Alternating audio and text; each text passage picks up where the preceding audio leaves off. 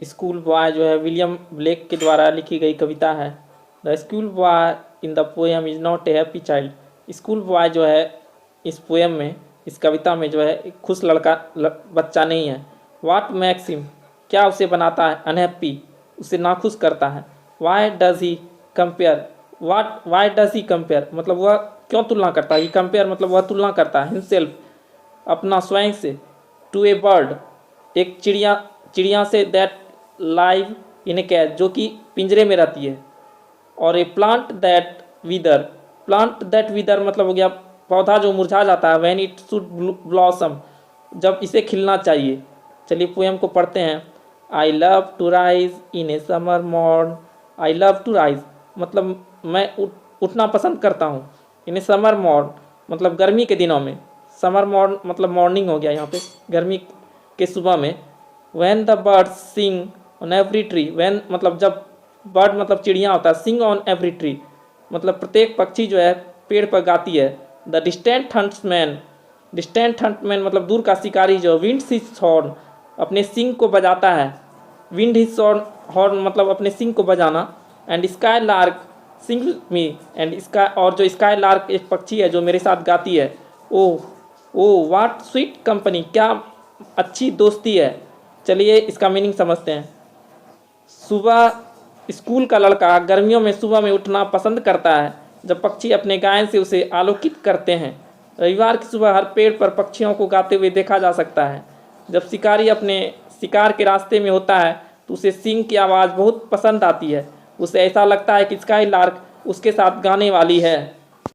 But to go to school in a summer morn मतलब but to लेकिन गर्मी में जाना मतलब समर मॉर्न विद्यालय जाना। Oh drives all joy away, oh drives all joy away मतलब सारी खुशी छीन लेता है।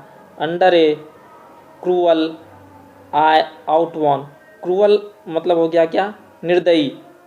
Cruel eye outworn, outworn का मतलब हो गया क्रूअल आई आउट वन का मतलब refers to the dull uninspiring life at school with lots of work and no play मतलब लॉट्स ऑफ वर्क मतलब बहुत सारा स्कूल में काम रहता है और खेलने के लिए कुछ नहीं मिलता है।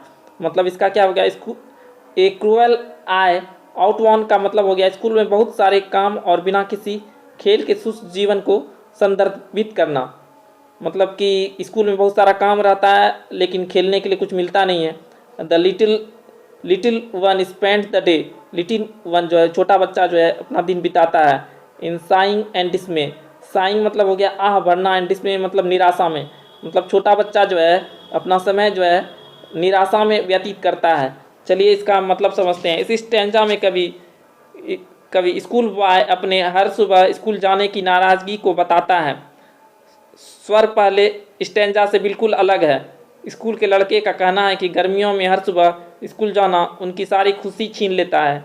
स्कूल में वे लगातार शिक्षकों की निगरानी में रहते हैं जो लड़के को क्रूर लगता है क्योंकि वह उनकी स्वतंत्रता छीन लेता है। वह बताता है कि छोटे बच्चे अपना दिन स्कूल में दुखी होकर व्यतीत करते हैं। मतलब छोटा बच्चा जो है स्कूल में अपना समय व्यतीत करते हैं। Then at times I drooping seat, then at times मतलब उस समय में, ड्रूपिंग सीट मतलब हो गया lack of interest in the boy मतलब लड़का बैठता तो है पढ़ने के लिए स्कूल में लेकिन उसको पढ़ाई में कोई इंटरेस्ट नहीं होता है। And spend many and anxious hour, spend मतलब बिताना बहुत सारा घंटा जो चिंता में व्यतीत कर देता है। Nor in my book can I take delight, ना ही किताबें पढ़ने में उसे आनंद मिलता है, डिलाइट मतलब आनंद। नॉर सीट इन लर्नर्स बावर, नॉर सीट इन मतलब लर्नर्स बावर, लर्नर्स बावर का मतलब हो गया मतलब एक प्लेस जहाँ पे स्टडी करते हैं बच्चे लोग। और यहाँ बावर का मतलब हो गया जहाँ पे धूप नहीं आती है, मतलब जहाँ पे छाया रहती है उसको बावर बोलते हैं। लर्नर्स बावर का मतलब हो गया जहाँ पे कि लोग पढ़ाई करते हैं, लर्निंग अकर्स, जहाँ पे लर्निंग पढ़ाई होती है उसको लर्नर्स बावर बोलते हैं। Worn through with dreary shower, worn through with dreary shower, dreary shower मतलब होता है कभी इसका मतलब होता है हैवी रेन, लेकिन यहाँ पे इसका मतलब ड्रियरी सावर का ये मतलब नहीं होगा।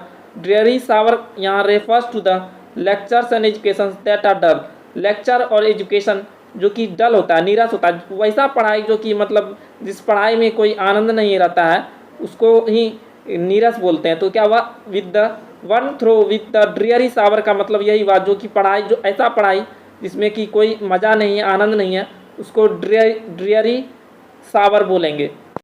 छोटा लड़का स्कूल जाने की अपनी नाराज़गी को साझा करना जारी रखता है। वह बताता है कि कैसे वह घंटों अपनी कुर्सी पर आलसी होकर बैठा रहता है और स्कूल के ख़त्म होने का इंतज़ार करता है। वह बताता है कि वह उस ज्ञान का आनंद लेने में असमर्थ है जो पुस्तक को प्रदान करना है। उसने कहा कि सीखने का कुंज मतलब हो गया यहाँ पे स्कूल, अप्रभावी है क्योंकि यह सुनसान बौछार के साथ पहना जाता है। सुनसान बौछार के साथ पहना जाता है मतलब कि जिसका अर्थ है कि शिक्षा प्रणाली नीरस है, थकाऊ, दोहराव और अर्थहीन है। मतलब कि शिक्षा प्रणाली मतलब वो स्वतंत्रता नहीं प्रदान करता जो बच्चे को प्रदान करना चाहिए, कि ऐसा शिक्षा प्रणाली जो कि एकदम बाउंड हो, मतलब एकदम बच्चा एकदम स्कूल में कैद रहे, ऐसा शिक्षा प्रणाली बच्चे को स्वतंत्रता नहीं प्रदान कर सकता है। How can the bird that is born for Joy, how can मतलब कैसे, जो बर्ड जो मतलब चिड़िया जो है जन्म लिया खुशी के लिए, that is born for joy sit in a cage मतलब पिंजरे में बैठे एंड सिंग और गाना गाए। How can a child when fears annoy, how can a child मतलब एक बच्चा जो है, child when fears annoy का मतलब हो गया कि that when is fears do not let him to be creative और do what he wants. Creative मतलब हो गया रचनात्मक, और वह जो बच्चा जो करना चाहता है वह नहीं कर पाता है। तो फियर्स इन वाई का ये मतलब हो गया। अब चलिए नेक्स्ट पढ़ते हैं। But drupe his tender wing, but drupe मतलब होता है लटकना होता है इसे, लेकिन ड्रूप हिज टेंडर विंग का मतलब क्या होगा, schools are often associated with punishment and fears. विद्यालय जो क्या होता है संबंध रखते हैं किससे, पनिशमेंट एंड फियर्स, मतलब वहाँ पे पनिशमेंट मिलता है, सज़ा मिलता है और डर भी रहता है। एज ए रिजल्ट मतलब उसके कारण क्या होता है, the children wings of imagination and possibilities are restraint, मतलब चिल्ड्रंस विंग्स ऑफ इमेजिनेशन मतलब बच्चे की कल्पना करने की क्षमता जो है सीमित हो जाती है। And he is made to forget his youthful spring, मतलब यूथफुल मतलब हो गया कि मतलब एक यंग जो होता है, स्प्रिंग मतलब होता है वसंत, उस अपने मतलब यूथफुल स्प्रिंग मतलब जब बच्चा एकदम बड़ा हो रहा होता है तो वह अपने इन सारे चीज़ों को भूल जाता है। But drupe is tender wing का मतलब ये हो गया। And forget his youthful spring मतलब फॉरगेट इज यूथफुल मतलब बच्चा जब जवान होता है तो वो भूल जाता है कि स्कूल में इस तरह के माहौल मिलने से कि वो कैसे उसको रचनात्मक होना है, कैसे उसको क्रिएटिव होना है। इन फोर्थ स्टेंजा वह अपने जैसे अन्य छात्रों की तुलना एक पिंजरे में बंद पंछी से करता है। एक पंछी जो आज़ाद और खुशमिजाज होता है उसे पिंजरे में डाल दिया जाता है तो वह परेशान हो जाता है। एक पंछी एक पिंजरे में गाने में आनंद की अनुभूति नहीं करता है। ठीक इसी प्रकार वह पाठकों से एक अलंकारिक प्रश्न करता है, एक बच्चा तनावपूर्ण और पिंजरे के माहौल में कैसे खुश रह सकता है, वह यह क्वेश्चन कर रहा है। जैसा कि स्कूलों में होता है, वह खुद को पक्षी और स्कूल को पिंजरा कहता है। वह जानता है कि उसे अध्ययन करना चाहिए, लेकिन उसकी शिकायत बंद वातावरण के बारे में है जो लगातार उस पर नज़र रखता है, जो उसे खुद से सीखने और अभिव्यक्ति की स्वतंत्रता को नुकसान पहुंचाता है। जब पक्षी पिंजरे में डाल दिए जाते हैं तो वे पंख फैलाना भूल जाते हैं। ठीक इसी तरह वह प्रश्न पूछता है कि कैसे एक बच्चा अपनी कम उम्र के साथ आने वाली भावना और खुशी को भूल सकता है।